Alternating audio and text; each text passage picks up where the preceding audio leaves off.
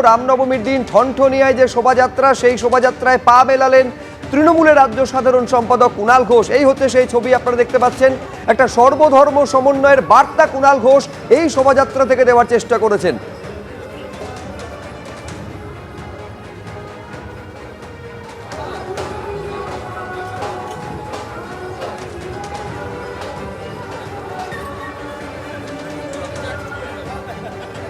ঠনঠনিয়া থেকে বিবেকানন্দর বাড়ি পর্যন্ত যে রামনবমীর মিছিল, সেই রামনবমীর মিছিল কিন্তু অর্গানাইজ করছে, অর্থাৎ তার উদ্যোগ কিন্তু একেবারে উত্তর কলকাতা যুব তৃণমূল কংগ্রেসের।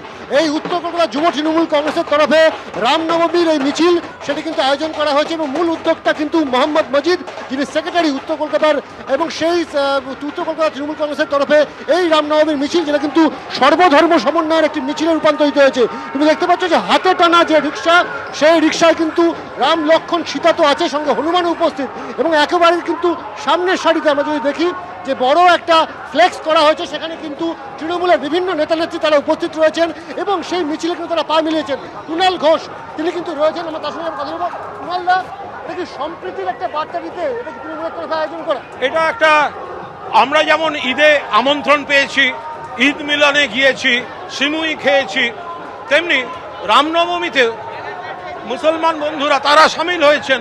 মোহাম্মদ মজিদ, ওরা সবাই, এপাশে মৌলানা সাহেবরা, কারণ আমরা এটা বেঙ্গল মডেল, বাংলার মডেল। ধর্ম যার যার, উৎসব সবার। ধর্মীয় আচার হিন্দু হিন্দুর মতো পালন করবে, মুসলমানরা মুসলমানের মতো, অন্য ধর্ম তার মতো। কিন্তু সেটা যখন সামাজিক অনুষ্ঠানে রাস্তায় নামছি, একটা সবাই মিলে হই হই করে হোক না। আমাদের স্লোগান ভগবান রাম পুজো পাক, বিজেপি নিপাত যাক।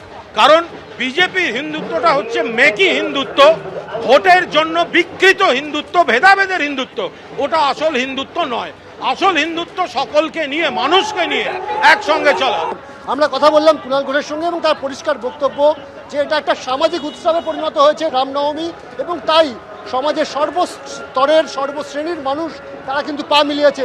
এবং যে ফ্লেক্সটা দেখা যাচ্ছে, সেখানে কিন্তু একটু বড় বড় করে লেখা রয়েছে উত্তর কলকাতা তৃণমূল যুব কংগ্রেস রামনবমী কি হার্দিক শুভকামনায়, এবং ছবি হিসাবে রয়েছে মমতা বন্দ্যোপাধ্যায়ের ছবি, মোহাম্মদ মজিদের ছবি, সুদীপ বন্দ্যোপাধ্যায়, শশী পাজা, সায়নী ঘোষ, কুণাল ঘোষ এবং অবশ্যই অভিষেক বন্দ্যোপাধ্যায়ের ছবি।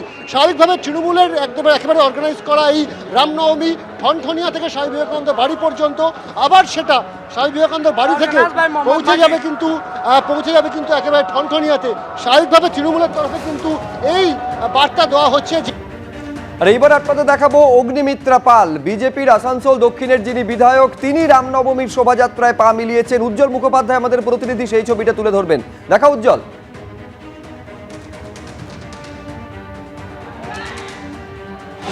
আসানসোলের বার্নপুর অঞ্চল থেকে এক্ষুনি শোভাযাত্রা শুরু হবে। অগ্নিমিত্রা পাল এখানে পৌঁছে গেছেন। তিনি প্রথমে মন্দিরে পুজো দেন এবং তারপরে এখান থেকে তার শোভাযাত্রা বেরোবে। দিদি, আপনি এখান থেকে আজকে শোভাযাত্রা শুরু করবেন? এখান থেকে আমাদের শোভাযাত্রা শুরু হবে এবং এখানে এরোড্রোম, এখান থেকে আমরা শুরু করে অনেকটা রাস্তা হীরাপুর ধর্মরাজ মন্দিরে গিয়ে শেষ হবে। প্রায় কত কিলোমিটার হবে? কত কিলোমিটার? 5 কিলোমিটার তো হবেই। তো প্রচুর মানুষ মাঝখানে যুক্ত হবেন, তারা সব দাঁড়িয়ে রয়েছে।